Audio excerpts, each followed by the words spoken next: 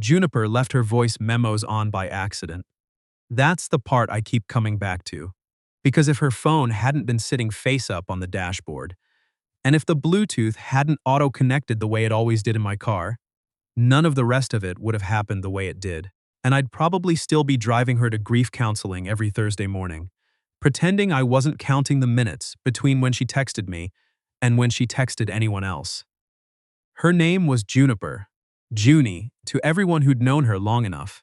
We'd met 2.5 years earlier at a mutual friend's going-away party in a rented event space in Kensington Market, the kind with exposed brick and a bar that ran out of Sleeman's by 9. She'd been standing slightly apart from the crowd near the back wall, holding a drink she wasn't finishing, looking at a piece of art on the wall, with an expression that suggested she wasn't sure whether she was judging it or genuinely moved by it. I asked her which one it was. She said both. Probably. That was the beginning. After that, she just kept showing up. Mutual friends, same coffee shop on Queen West, 2 degrees of separation that somehow collapsed into 0.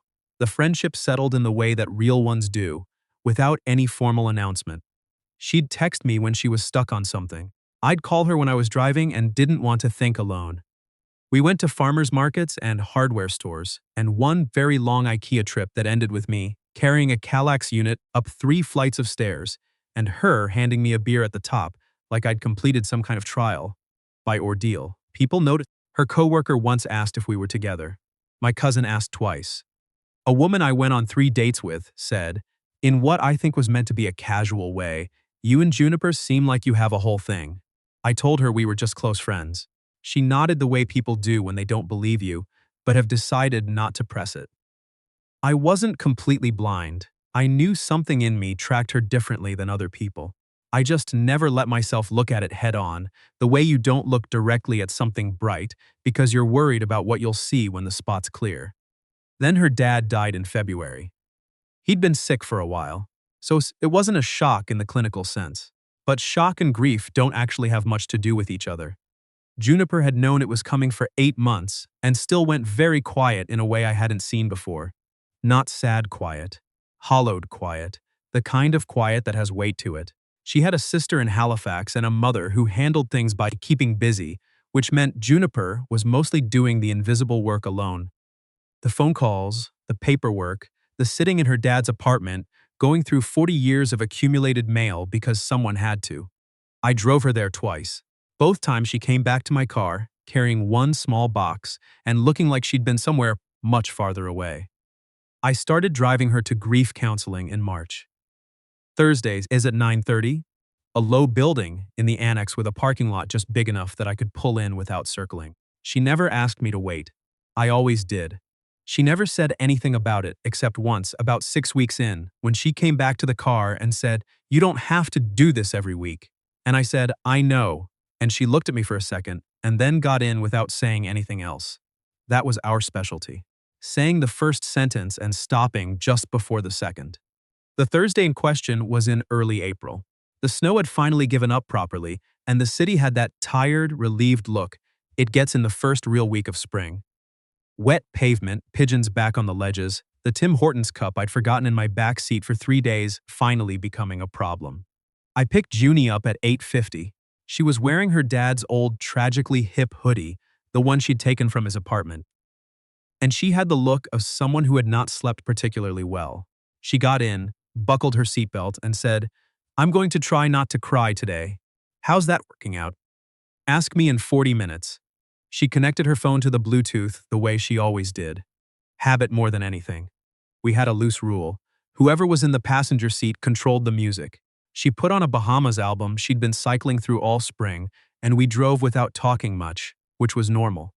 The sessions made her quiet beforehand in a way that had nothing to do with me. We got to the building with a few minutes to spare. She grabbed her bag, said, "Back in an hour," and went in. I parked. I had a coffee and a half-read article about urban development in Hamilton that I kept meaning to finish. 40 minutes passed.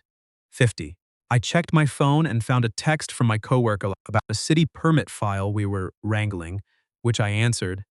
And then I sat with the car slightly too warm, and the Bahamas album still playing through the speakers because I'd forgotten to turn it off when she left. That was when the notification appeared. Not a text, not a call. A small banner at the top of my phone screen, her phone, still paired to the Bluetooth, still technically connected, that read, Voice Memo 412. And then, before I could process what I was looking at, it played. It wasn't the full thing. Just the first few seconds before I found the button to stop it. But those seconds were enough. Her voice, tired in the specific way she got when she was trying to be precise about something that cost her. I keep telling myself to just let it go, that it's not the right time, and it probably won't ever be the right time, and I should just, and then I stopped it. I sat there. The parking lot was mostly empty. A woman walked past with a stroller. A crow landed on the car in front of me, assessed the situation, and left. The Bahamas kept playing softly through the speakers, and I sat very still with my hand, still touching the screen, and the 4-minute, 12-second memo sitting there unplayed like a door I hadn't opened. I didn't listen to the rest. I want to be clear about that because it matters. I had the context I needed from 3 seconds of audio, and listening further would have been its own kind of betrayal.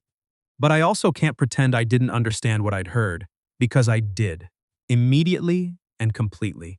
Juniper came out 20 minutes later, blinking in the April light. She had the post-session look she usually had.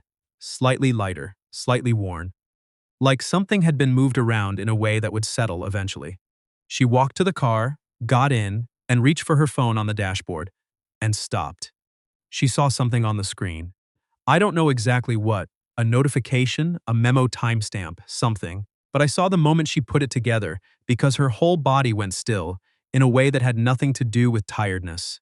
My phone, she said carefully, was connected to your Bluetooth. Yes. She looked at the screen one more time, then set the phone face down in her lap. How much did you hear? A few seconds. I stopped it. A pause. Outside, a car pulled slowly through the lot. Juniper looked straight ahead at the windshield. A few seconds of which part? The beginning. Another pause. Longer this time. Then she said very quietly, okay, just that. Okay. Not an explanation, not an immediate scramble to contextualize or redirect, which told me more than the memo had. I started the car because sitting still felt impossible. We pulled out of the lot and got onto Bloor, and I drove west without a plan, just moving, because motion gave us both somewhere to put our eyes. The Bahamas were still playing. Juniper reached over and turned them off. The silence after that was different from the silence before the session. That one had been comfortable. This one had shape. Junie, I said, you don't have to explain anything, I know. But I stopped, but also what? I glanced over. She was looking at me with an expression I recognized from the times she was trying to figure out whether I could handle the actual version of a thing. But also, I think I might already know, I said, and I don't want to pretend I don't. She turned back to the window. We passed a Korean restaurant we'd eaten at twice, a laundromat, a used bookstore with a hand-painted sign in the window. She traced one finger along the bottom edge of the glass. I started recording it because my therapist said to try verbal processing, she said finally. When I'm stuck on something, okay, I didn't mean for it to, I wasn't going to. She stopped. Tried again. It wasn't finished. I gathered, a short, unhappy sound that might have been a laugh. That's a very neutral response. I'm trying to drive safely. That got a real one. Brief, but real. I turned north and kept going without particular destination, which was something we'd done before on days when neither of us was ready to be home yet. She knew what I was doing. She didn't ask me to stop. How long have you been carrying that around? I asked. Since. Long enough that I thought she might not answer. Since November, she said. November was before her dad. November was before the grief counseling and the apartment and the boxes and the Thursdays. November was when we'd gone to see a Habs game at a friend's place and sat on the floor near the kitchen because the couch was full. And at some point during the third period, she'd fallen asleep against my shoulder, and I'd spent 40 minutes not moving because I didn't want to wake her. I had not been unaffected by November either. Junie, I said. The part I heard, you don't have to. I want to. I checked the mirror, changed lanes, and said the thing I had been structuring and restructuring in my head for the past 90 minutes without realizing I was doing it. Because I have been very carefully not saying something similar for about the same amount of time. And I'm starting to think we've been idiots. She was quiet for a moment. Then, that is not how I imagined this conversation. How did you imagine it? Fewer moving vehicles. That's fair. I signaled, found a side street, and pulled over in front of a row of narrow houses with small front yards that were just starting to green up again after the winter. I put it in park. The engine idled. I turned to look at her. Juniper was looking back at me with the expression she got when something had surprised her, but she was trying not to let it land too fast. Eyes slightly too wide, mouth pressed together. I don't want to make this about me, I said. Today was already a lot. Today was a lot, she agreed. And I know your therapist's whole thing is probably about not rushing things when you're in the middle of grief. She would definitely not advise this particular sequence of events. Right, I shifted in the seat. So I'm not going to do anything dramatic. But I stopped again, and this time I let the stop be there for a second. I can't pretend I didn't hear it, and I can't pretend it didn't matter to me. Juniper looked down at her phone, still face down in her lap. Then she looked back up. What did it matter to you? She asked. She wasn't being coy. Junie was never coy. She asked because she needed the specific answer, not the vague one. It mattered, I said slowly, because I've been trying to out for months how to tell you something without making you feel like you have to handle my feelings on top of everything else you're already handling. And apparently you've been doing the exact same calculation in the opposite direction. Her breath caught. Just slightly. That's accurate, she said. That's a pretty spectacular waste of both of our time. Something shifted in her face. Not relief exactly, more like a knot giving way. The smallest tired smile. My therapist, she said, is going to have opinions about this. I'd like to think she'll appreciate the firing A. She will. A pause. I might not lead with the Bluetooth part. Probably wise. We sat there in front of those narrow houses while the April light went sideways across the dashboard and the engine made its low, patient sound. A dog walked on the sidewalk, trailing a woman in a bright orange jacket who didn't look over at us. Can I ask you something? Juniper said. Yeah. Why didn't you say anything before? It was the same question I'd been asked in my head 100 times and only half answered. I tried now to give it the real version. Because your dad was sick, I said. And before that it was fear. The boring kind. I didn't want to be wrong and have it make things weird. I didn't want to be right either, because being right meant everything would have to change. I looked at her. I convinced myself that staying the same was protecting something. I think I was mostly just protecting myself. Juniper was quiet for a moment. Yeah, she said. Same, which makes us idiots, you said. I was being kind. She laughed. It was the right kind of laugh. The kind that has some grief in it, and some relief, and something else underneath that. Doesn't have a good name yet. She turned and looked out the passenger window for a moment, and I let her, because she sometimes needed to look away when she was deciding whether to let herself feel something fully. Then she said, still looking out the window, I'm not in a place to do anything fast. I know. It's not about how I feel. It's about where I am. I know that too. She turned back, studied me. You're being very calm about this. I'm pretending, I said honestly. On the inside, I'm doing something much less calm. That surprised her into a real smile, the kind she couldn't quite control. Okay, she said. Okay? Okay meaning, I hear you, and I'm glad you said it, and I need some time to figure out what the next right step is, and I need it not to feel like pressure. She looked at me steadily. Can you do that? Yes, you sound very certain. I've been patient for 2.5 years, I said.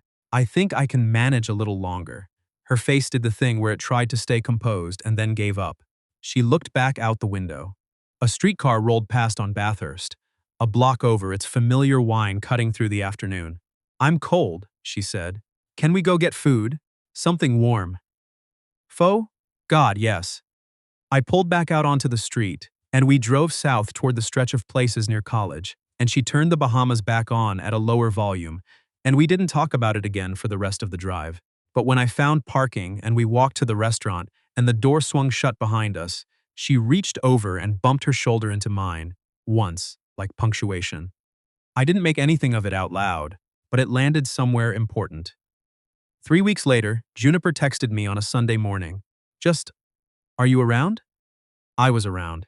I was making coffee and watching the weather app tell me it was going to rain, which it then did not do. She showed up 20 minutes later with a paper bag from the bakery on her street, The one that made those cardamom buns she'd been buying every Saturday since November. She'd brought two. She sat down at my kitchen table, and she said, "I talked to my therapist about what happened. How did that go?"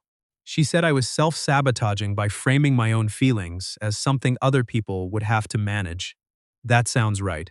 It was annoying to hear. She picked at the edge of the bag. She also said that what I want and what I think I deserve have not historically been the same thing, and I've been using grief as an excuse to delay something I was already delaying.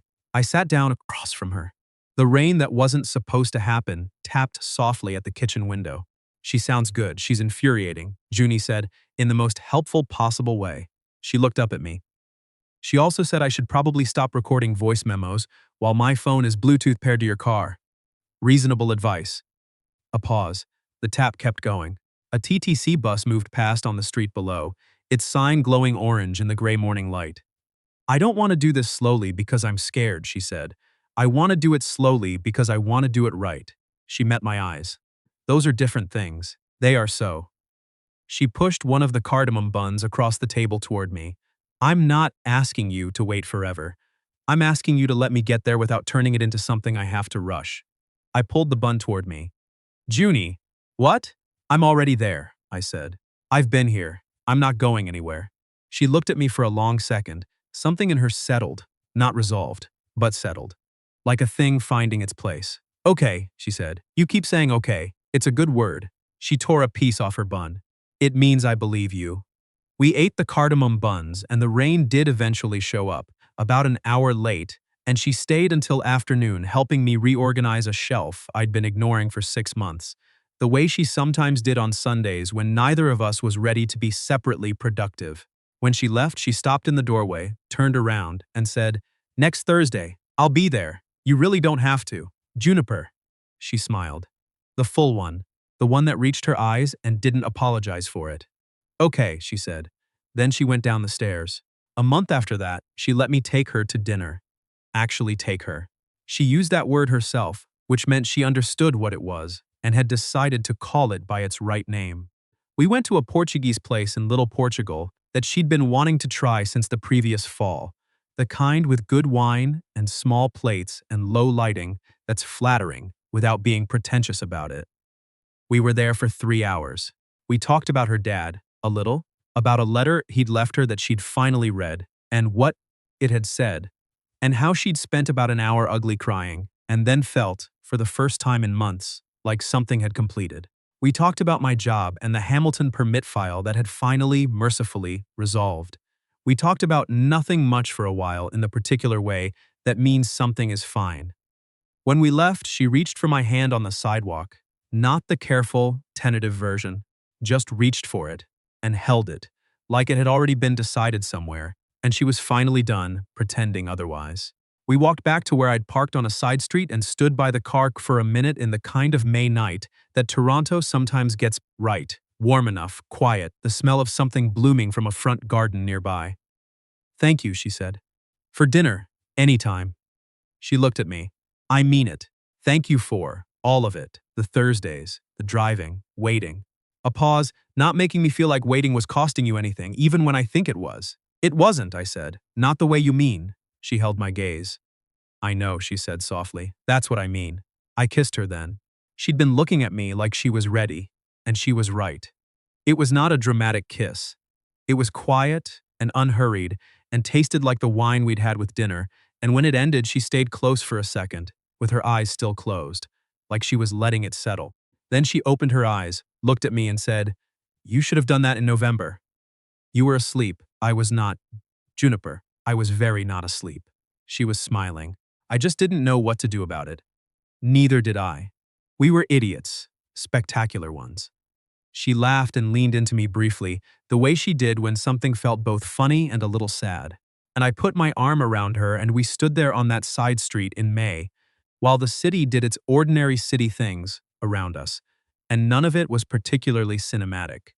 It just felt like the most accurate thing that had happened to me in a long time. Her therapist, when Junie told her, apparently said, "It's about time," which, coming from a professional, felt like high praise. Her sister called from Halifax and said she'd known since January. Her mother, who handled things by keeping busy, invited me for dinner the following Sunday and made too much food on purpose, which, I understood, was its own kind of welcome. And June passed, and then July, and Juniper was still in my passenger seat every Thursday. Different reasons now, or the same reasons differently arranged, and she still connected her phone to the Bluetooth, and she still occasionally started voice memos while we drove. But now she played them out loud. That was the only real difference, practically speaking. That, and the fact that I didn't have to pretend I wasn't listening. If you were in my position, if that voice memo had started playing in your car, and you'd heard 3 seconds of someone saying something they'd never meant for you to hear, what would you have done? I'd actually really like to know. Leave it in the comments below. And if this story meant something to you, a like helps more than you'd think, and I'll see you in the next one.